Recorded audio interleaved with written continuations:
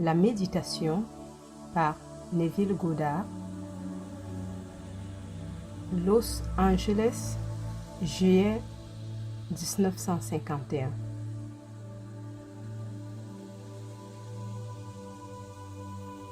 Traduction et narration par Julie Descamps.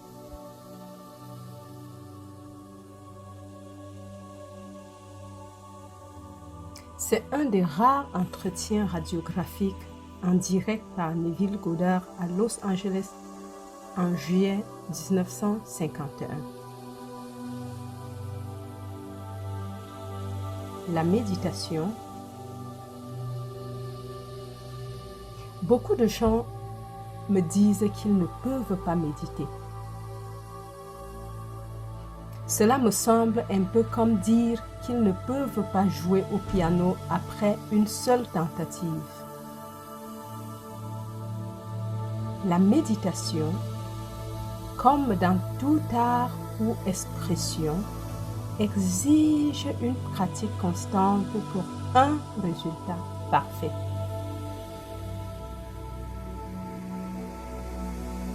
Un véritable grand pianiste, par exemple, aurait le sentiment de ne pas pouvoir jouer de son mieux s'il manquait un jour de pratique.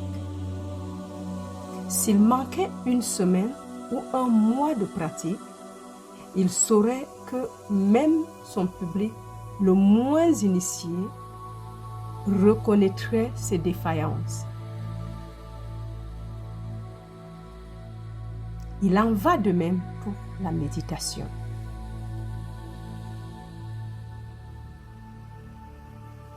Si nous pratiquons quotidiennement avec joie dans cette habitude quotidienne, nous la perfectionnons en tant qu'art. Je constate que ceux qui se plaignent de la difficulté de la méditation n'en font pas une pratique quotidienne, mais attendent plutôt que quelque chose de pressant apparaisse dans leur monde et ensuite, par un acte de volonté, essayent de fixer leur attention sur l'état souhaité.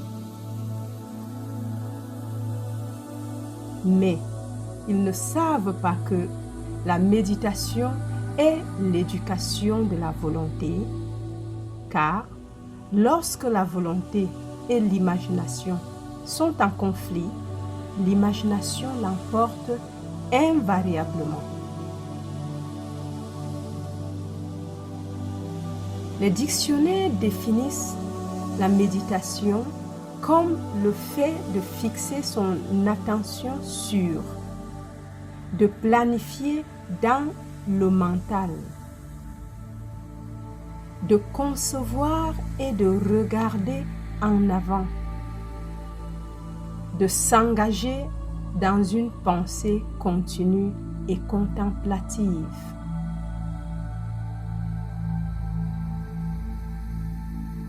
Beaucoup de non-sens ont été écrits sur la méditation.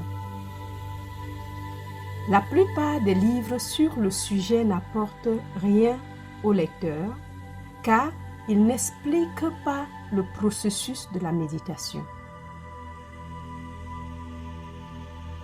Tout ce que la méditation représente, c'est une imagination contrôlée et une attention bien soutenue. Il suffit de maintenir l'attention sur une certaine idée jusqu'à ce qu'elle remplisse le mental et chasse toutes les autres idées de la conscience. Le pouvoir de l'attention se montre la garantie sûre d'une force intérieure. Nous devons nous concentrer sur l'idée à réaliser sans permettre aucune distraction. C'est le grand secret de l'action. Si l'attention vagabonde, ramenez-la à l'idée que vous souhaitez réaliser, et ce, encore et encore, jusqu'à ce que l'attention s'immobilise et se fixe sans effort sur l'idée qui lui est présentée. L'idée doit retenir l'attention, doit la fasciner, pour ainsi dire. Toute méditation se termine enfin avec le penseur et il découvre qu'il est ce qu'il a lui-même conçu. L'attention dispersée de l'homme est le serviteur de sa vision plutôt que son maître. Elle est captée par l'urgent plutôt que par l'important. Dans l'acte de méditation, comme dans l'acte d'adoration, le silence est notre plus grande louange. Gardons nos sanctuaires silencieux, car en eux sont préservées les perspectives éternelles.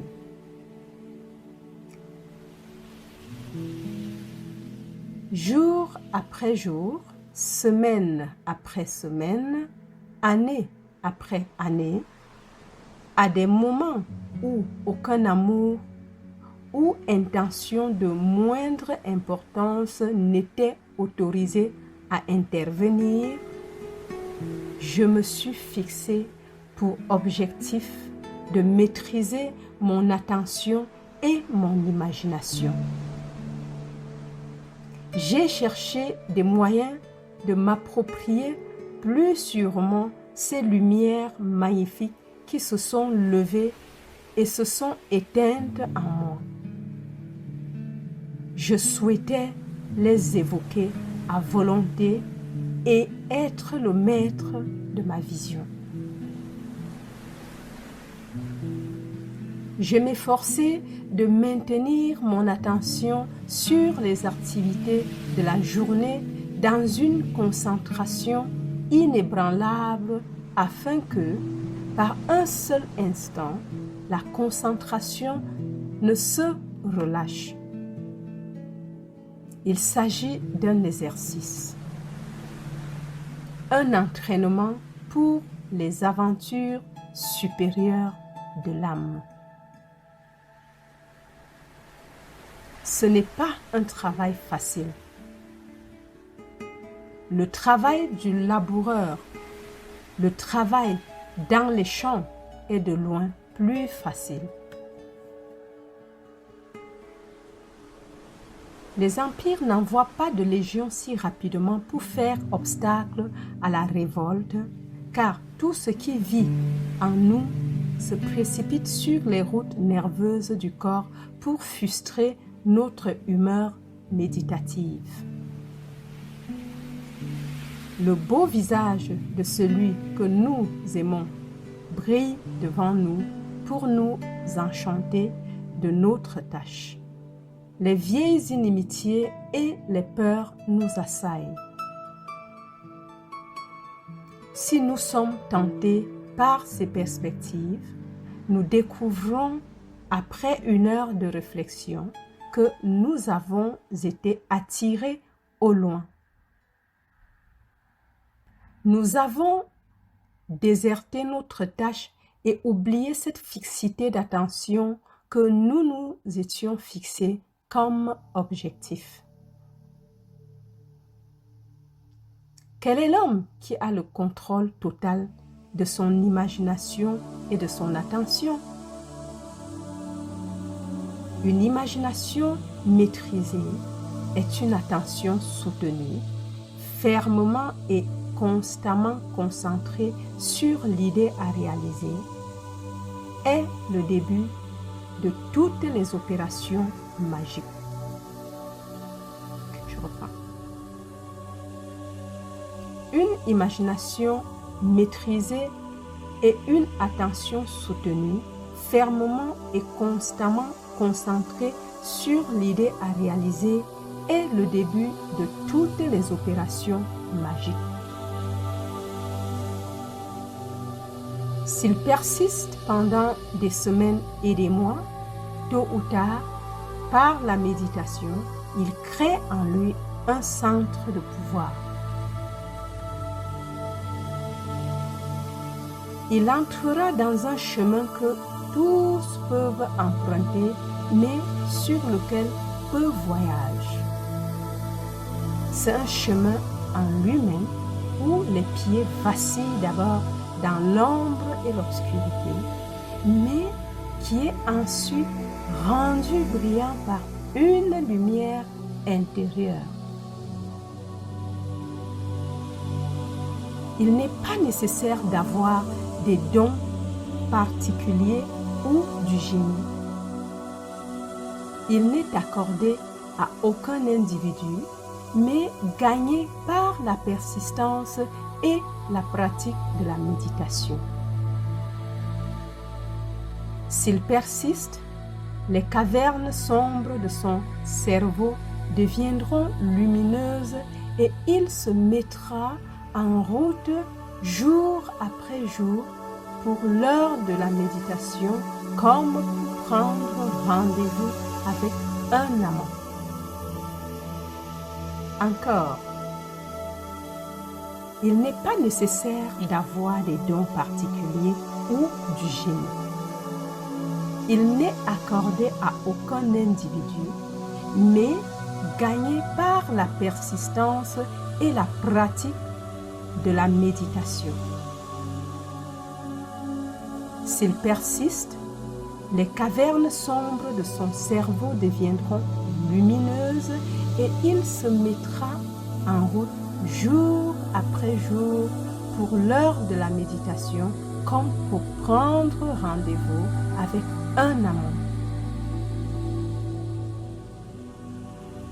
Quand elle arrive, il s'élève en lui-même comme un plongeur trop longtemps sous l'eau s'élève pour respirer l'air et voir la lumière. Dans cette humeur méditative, il fait l'expérience en imagination de ce qu'il vivrait dans la réalité s'il réalisait son but, c'est-à-dire qu'il pourrait, avec le temps, se transformer à l'image de son état imaginaire.